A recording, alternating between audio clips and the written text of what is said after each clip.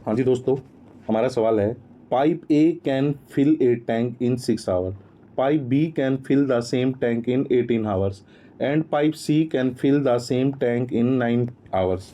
The time taken in hours by them to fill the same tank if they operate together. वैसे तो मैं बहुत सवाल करवा चुका हूँ इसके, बहुत तो नहीं, 5-7 अब तक।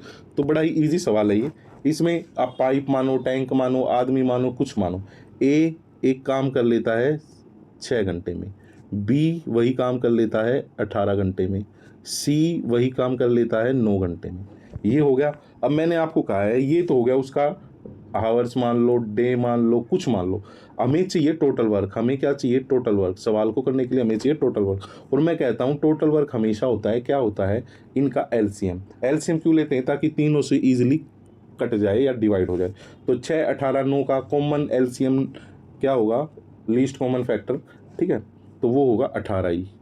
ठीक है, अब ये तो हो गया टोटल काम 18। सपोज करो ए कोई आदमी है, मैं जो मेरा हमेशा तरीका रहा वही बता रहा हूँ। ए कोई आदमी है, वो 6 दिन में 18 कुर्सी बनाता है, बी 18 दिन में 18 कुर्सी बनाता है, सी 9 दिन में 18 कुर्सी बनाता है। यहाँ पे पाइप से आप लैंग्वेज को अपने अकॉर्डिंग डाल लो, हमें आंसर निकालना है। हमारा मेन मकसद है सही आंसर तक पहुँचना। ठीक है, तो ईजी लैंग्वेज बनाए जैसे आपको समझ आए। मैं हमेशा कुर्सी जोड़ता हूँ। ए 6 दिन में 18 कुर्सी बनाता है, बी 18 दिन में 18। तो ए एक दिन में कुर्सी नहीं बनाएगा, 6 तिये 18, 3 कुर्सी। बी कितनी कुर्सी बनाता है एक दिन में? 1 कुर्सी। 9 कितनी बनाता है? 2 कुर्सी। बस हो गया सवाल। अगर ये तीनों मिलके काम करे तो ये बनाते हैं एक दिन में 6 कुर्सी। बनानी कितनी है? 18। तो 18 कुर्सी बनानी है, एक दिन में 6 कुर्सी बनाते हैं ए बी सी, तो 6 तिये 18। यही हमारा आंसर है।